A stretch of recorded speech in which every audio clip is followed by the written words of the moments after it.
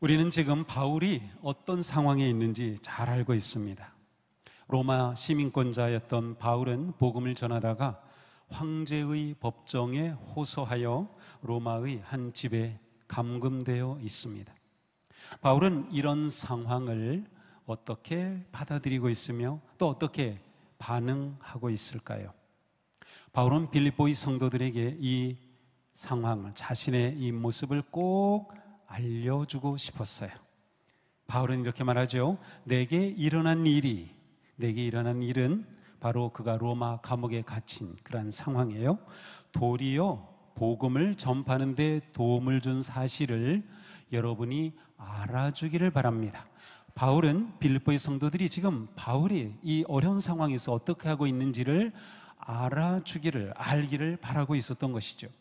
바울이 감옥에 갇혔고 어쩌면 사형에 처할 수도 있는 상황에서 성도들은 바울에 대한 큰 걱정과 또 시험과 두려움을 피할 수 없었을 것입니다. 부활과 승리 복음을 전파했고 그리스도 안에서 믿음을 굳게 하라고 가르쳤던 믿음의 아버지 바울이 이렇게 큰 위기 가운데 처해 있으니 복음의 능력이 무엇인지, 과연 예수 그리스도는 살아계신지, 예수님이 정말 황제보다도 더 크신 주님이신지 성도들은 염려할 수밖에 없었습니다. 그래서 바울은 자신에게 일어난 이 일이 도리어 복음을 전하는 계기가 되었고 복음 전파의 진전이 되었다는 것을 빌립보 성도들이 알기를 원했어요. 왜냐하면 이렇게 알게 되면 그들이 마음에 위로와 힘을 얻기 때문이죠. 우리는 빌립보서를 읽으면서 바울이 두려워했다든지 불평했다든지 원망했다든지 후회했다든지 이런 것은 단 한 구절도 찾아볼 수 없습니다. 오히려 바울은 감사하며 기뻐하고 있어요. 바울이 로마의 감옥에 갇혀 있는 동안 빌립보 성도들은 바울이 너무나도 걱정이 되었어요. 그래서 아주 신실한 에바브로디도라고 하는 사람을 바울에게 보내어서 바울을 옥바라지하도록 그렇게 해주기까지 하였습니다. 바울은 이렇게 많이 자신을 염려해준 빌립보 성도들에게 자신이 지금 역경과 위기와 고난 겪고 있지만 이것이 도리어 복음을 전파하고 확장하는 데 좋은 기회가 되었습니다 라고 지금 말하는 것이에요. 이것을 아주 기쁘게 전해주고 있는 것이죠. 오늘 본문을 읽고 묵상하는 중에 저는 한 단어가 꽂혔어요. 가끔 이럴 때가 있죠. 말씀을 읽다 보면 한 단어가 팍 꽂힐 때가 있어요. 바로 그 단어는 도리어라고 하는 단어입니다. 형제자매 여러분, 내게 일어난 일이 도리어 복음을 전파하는 데 도움을 준 사실을 여러분이 알기를 바랍니다. 바울은 이 단어를 통해 역경을 대하는 그의 마음과 태도를 잘 보여줍니다.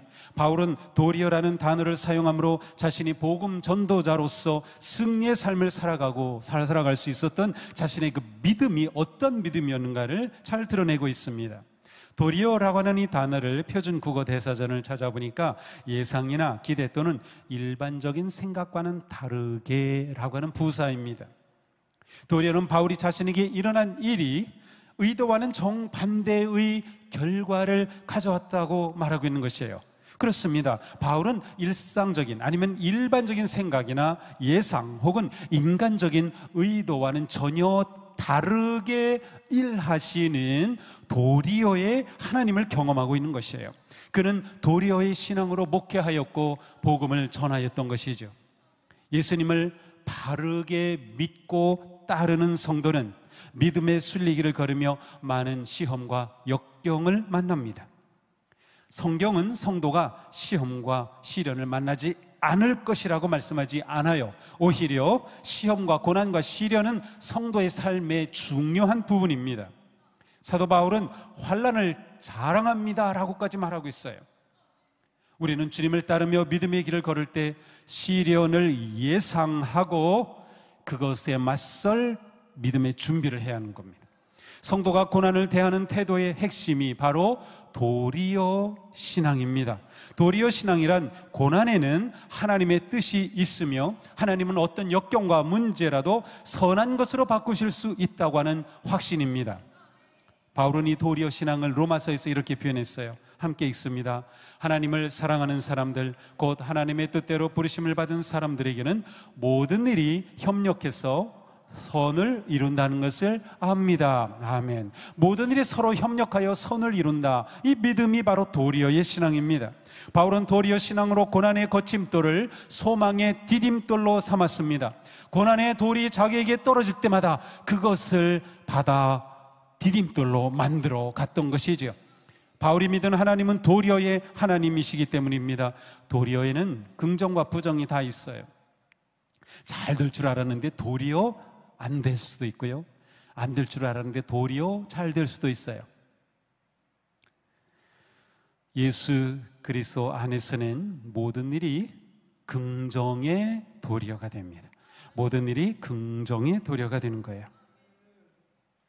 하나님은 이집트의 노예로 팔려간 요셉을 도리어 이집트의 국무총리가 되게 하셨습니다. 하나님은 페르시아의 포로로 잡혀간 소수 유대민족의 고아였던 에스더를 도리어 페르시아의 왕비가 되게 하시고 그 민족을 구원하셨습니다. 하나님은 스승을 배반하고 도망했던 베드로와 제자들을 성령의 능력을 통하여 도리어 주님을 위한 생명을 바친 사도가 되게 하셨습니다. 예수님도 자신에 대해 말씀하셨어요. 인자가 온 것은 섬김을 받으려 함이 아니라 도리어 섬기려 하고 자기 목숨을 많은 사람의 대속물로 주려 함이니라. 예수님은 사람들의 생각과 기대와는 달리 그때 사람들은 무엇을 기대했어요? 예수님이 기적을 행하고 정권을 무너뜨리고 유대 민족에게 자유와 해방을 가져오고 민중들의 고난 가운데 그들을 경제적으로 풍요롭게 하고 먹을 것을 넉넉하게 준 그러한 정치적 메시아로 기대했어요. 그런데 그러한 생각과 기대와는 달리 도리어 십자가를 지심으로 구원과 생명의 복음이 되신 도리어의 주님이셨습니다. 사도 바울은 도리어 신앙으로 로마 감옥의 거침돌을 복음의 디딤돌로 삼았던 것이죠. 로마 감옥에 갇혀 있거나 집에 감금되어 있는 바울을 상상해 보십시오. 당시 로마법으로는 재판을 받는 죄수는 항상 로마 군인과 24시간 붙어 있어야만 했어요. 경우에 따라서는 심지어 쇠고랑을 서로 차고 발에 그렇게 있어야 했어요. 그러므로 바울은 이동할 때마다 무엇을 하든지 로마 군인과 함께 행동해야 할 상황이었습니다. 이처럼 제한되고 억압된 생활을 해야 하는 것 얼마나 힘들고 불편했을까요? 그러나 바울은 자신을 묶고 있는 쇠고랑을 불평하지 않았습니다. 비록 6시간마다 군인들이 교대로 들어와서 자기와 함께 있고 자기를 감시하는 그런 상황이었지만 바울은 자신이 로마 군인에게 묶여 있는 것으로 보지 않았습니다. 오히려 바울은 자신을 감시하는 로마 군인이 자신에게 묶여 있는 것으로 보았어요. 이것이 중요합니다.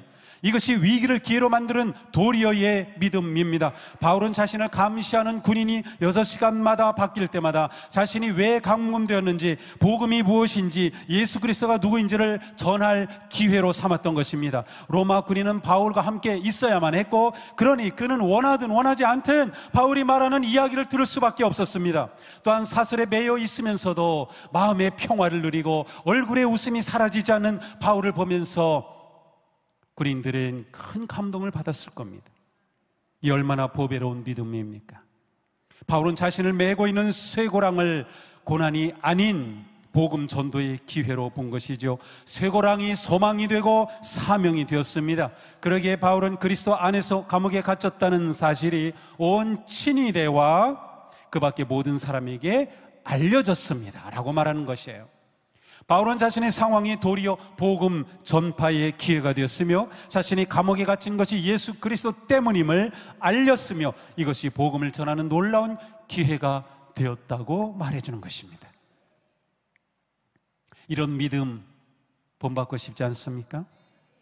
우리가 주님을 따르며 믿음의 길을 걸을 때 시험과 역경을 만나는 것은 당연한 일입니다. 복음에 순종할수록 어려움을 피할 수 없습니다. 하지만 우리도 바울과 같은 믿음을 가질 수 있습니다. 바울이 믿었던 하나님, 바울의 주님, 우리의 하나님이고 우리의 주님이시기 때문이죠.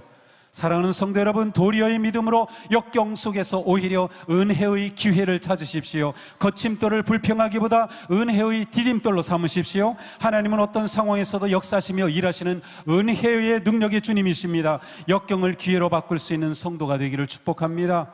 상황과 고통과 문제를 은혜의 기회로 만드는 도리어의 믿음으로 충만하기를 축복합니다. 또한 바울은 도리어 신앙으로 역경을 역전의 승리로 이끄는 신앙을 보여줍니다. 사도행전 16장, 우리가 빌립보서를 처음 시작할 때 한번 보았어요. 거기 보면 사도 바울과 실라가 빌립보에 처음 가서 복음을 전하다가 감옥에 갇히게 됩니다. 빛도 들어오지 않는 캄캄한 깜방에 갇혀 있어요. 발에는 착고가 차여져 있어요. 어두움 침침한 깜방에서 꼼짝할 수 없는 그때 바울과 실라가 무엇을 했죠? 부흥회를 했습니다. 그곳에서 그들은 뜨겁게 찬양하였고 힘차게 기도하였습니다. 그 부흥회에 참여한 청중들은 누구겠어요? 함께 감옥에 갇힌 다른 죄수들과 거기는 많은, 거기 있던 사람들이에요. 그런데 이 부흥회에서 놀라운 일이 일어났습니다. 모든 죄수들의 수갑과 착고가 풀렸습니다. 감옥의 터가 흔들리고 감옥의 문들이 열렸습니다. 이때 잠에서 깨어난 간수는 죄수들이 다 도망한 줄로 알고 자살하려고 합니다. 그때 바울이 외치죠. 멈추시오. 몸을 해하지 마시오. 우리 모두 그대로 있으니 안심하시오. 이때 간수는 바울과 실라 앞에 엎드리고 묻습니다. 우리가 어떻게 해야 구원을 얻을 수 있겠습니까? 바울이 선포하죠. 주 예수를 믿으라. 그리하면 너와 네 집이 구원을 받으리라.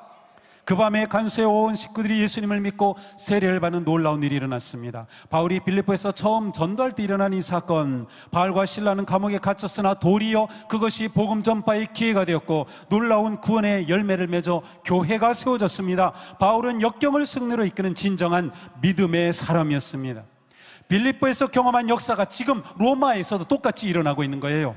바울의 도리어 신앙은 실패로 보이는 자리에서도 절망의 환경에서도 굴복하지 않고 오히려 승리의 깃발을 휘날리는 역전극을 만들어냈습니다.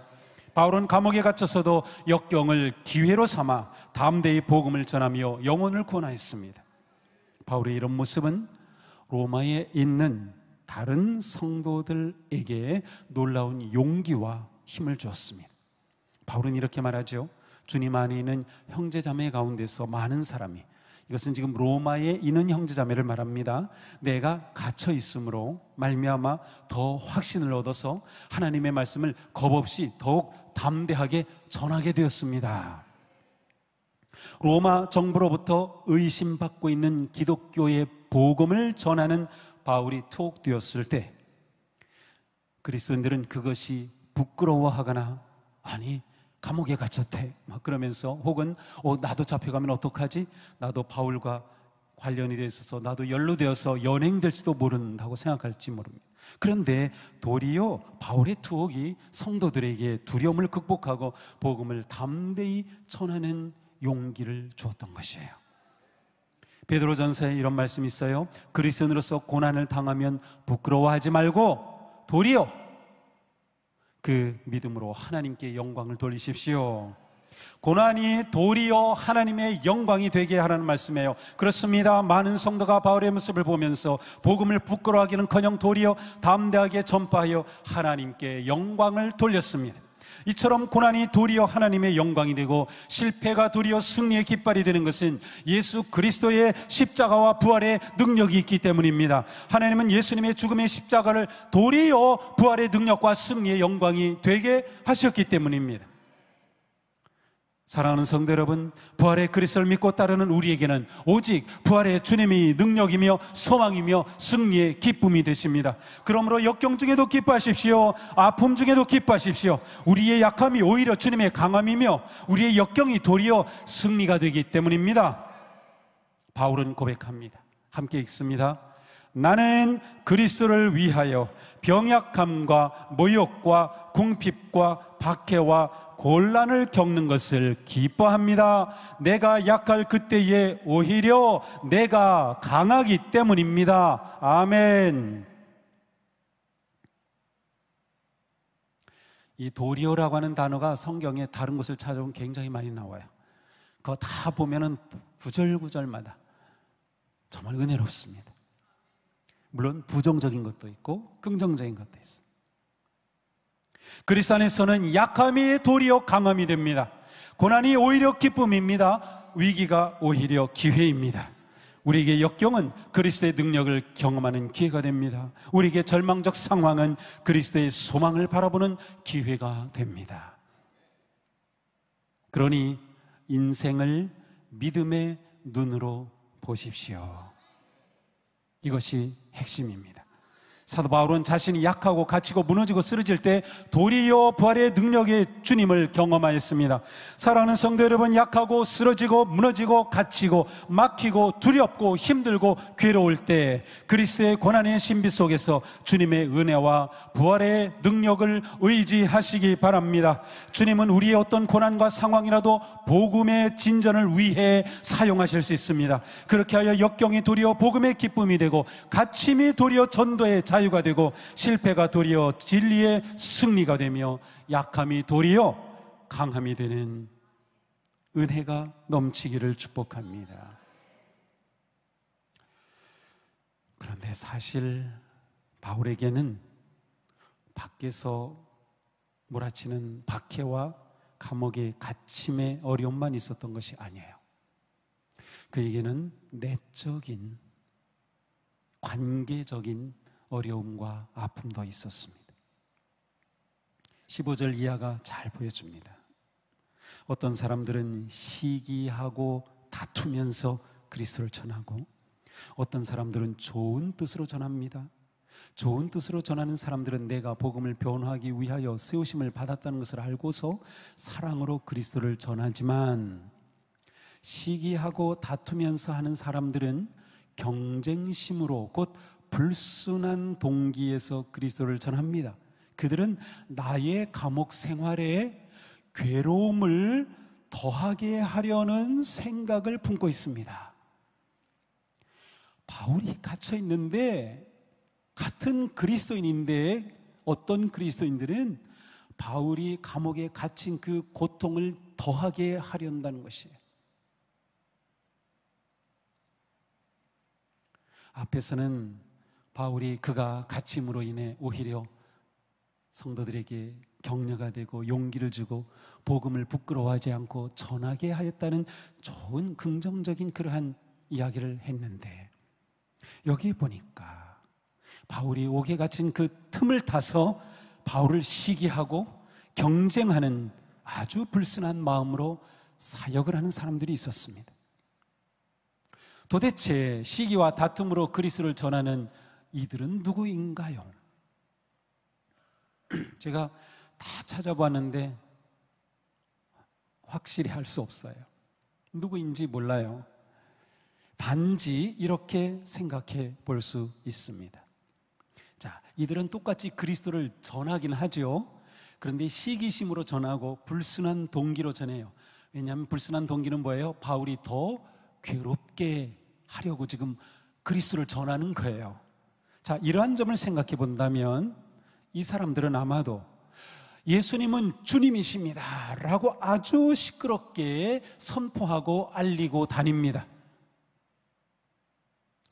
이거는 굉장히 위험한 거죠. 왜냐하면 황제만이 주예요.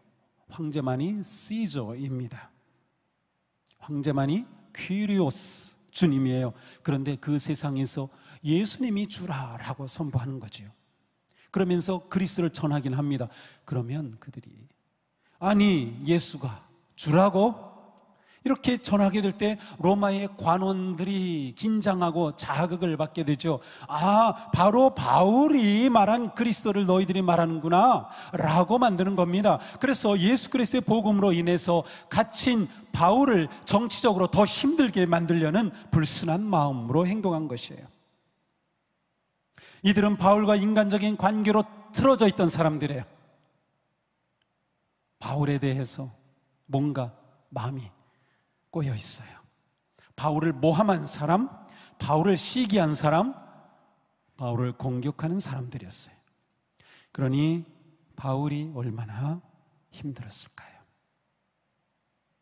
하지만 바울은 흔들리지 않았습니다. 원망하지 않았어요. 분노하지 않았어요. 미워하지 않았어요. 바울은 이렇게 말합니다. 같이 읽겠습니다. 그렇지만 어떻습니까? 거짓된 마음으로 하든지 참된 마음으로 하든지 어떤 식으로 하든지 결국 그리스도가 전해지는 것입니다. 나는 그것을 기뻐합니다. 앞으로도 또한 기뻐할 것입니다. 아멘. 바울은 비방과 모함을 받으면서도 오히려 기뻐하고 있습니다. 어떻게 이럴 수 있었던 것일까요? 바울은 자신의 사명과 목적을 놓치지 않았기 때문이에요. 그는 그리스도가 전해진다면 자기가 어떤 모함을 받던 어떤 괴로움을 당하든 자기는 기쁘다고 말하는 것이에요. 복음 전도가 자신의 목적이고 사명이었기 때문이죠. 물론 그렇다고 해서 선한 결과만 있다고 한다면 거짓된 동기나 불순한 마음으로 사역을 해도 된다라는 뜻은 아닙니다. 중요한 것은 바울은 이런 어려움과 마음의 상처에도 불구하고 오직 예수 그리스도께 집중하였다는 것이에요. 바울은 그리스도 중심으로 생각했어요. 복음이 이끄는 삶을 살았어요. 비록 지금 자신은 상처를 받고 큰 역경에 처했지만 어떤 방식으로든 복음이 전파되는 것, 그것으로 인하여 감사하고 기뻐했습니다. 그런 점에서 바울이 보여주는 것은 승리주의가 아닙니다. 승리주의란 무엇인가 하면 무조건 승리한다, 무조건 승리한다예요. 바울이 보여주는 것은 그래서 감옥에서 나온 것도 아닙니다. 그렇다고 해서 그를 괴롭히고 모함한 사람들의 마음을 돌려놓은 것도 아닙니다. 바울은 여전히 고난을 당하고 있는데 그의 믿음이, 그의 태도가, 그의 마음이 승리자인 것이에요. 그리고 그의 초점이 분명했기 때문에 그러한 상황에서도 복음을 전파하고 있기 때문에 그는 승리했던 것입니다. 바울의 존재 목적과 초점은 오직 복음이었기에 복음이 전파되고 그리스도가 전해지는 한 그는 얼마든지 역경과 모함을 이겨낼 용기와 믿음을 가지고 있었습니다. 그런 관계의 상처와 아픔이 도리어 복음 전도의 기회가 되었다면 어떤 상황이라도 기뻐할 수 있었습니다. 바울은 나중에 빌립보서 3장에 가면 편지에서 이렇게 고백합니다. 그리스도 예수 안에서 하나님께서 위로부터 부르신 그 부르심의 상을 받으려고 목표점을 바라보고 달려가고 있습니다. 이 이미지는 굉장히 강력한 이미지예요. 이 3장 14절 설교할 때 제가 다룰 겁니다. 자, 여기서 중요한 건 뭐예요? 바울은 상을 받으려는 목표점을 바라봤어요. 바울은 목표점이 분명했습니다. 그는 그리스도 중심의 초점을 놓치지 않았던 것이에요. 사랑하는 성도 여러분, 우리의 존재 목적은 무엇입니까? 우리의 사명은 무엇입니까? 우리를 권하신 하나님은 우리에게 무엇을 기대하실까요? 우리는 내가 숨을 쉬며 살아가고 행하는 그 모든 일이 주님을 위한 것이며 내 인생은 주님 안에 있다는 확신이 있습니까? 우리에게는 상황과 문제와 위기 속에서도 믿음으로 반응할 수 있는 그 믿음의 관점이 필요합니다. 바로 그 관점이 도리어 믿음입니다. 우리 모두 도리어의 신앙으로 우리를 부르신 하나님의 부르심의 그 표대를 향해 전진하는 승리의 성도가 되기를 축복합니다. 기도합시다.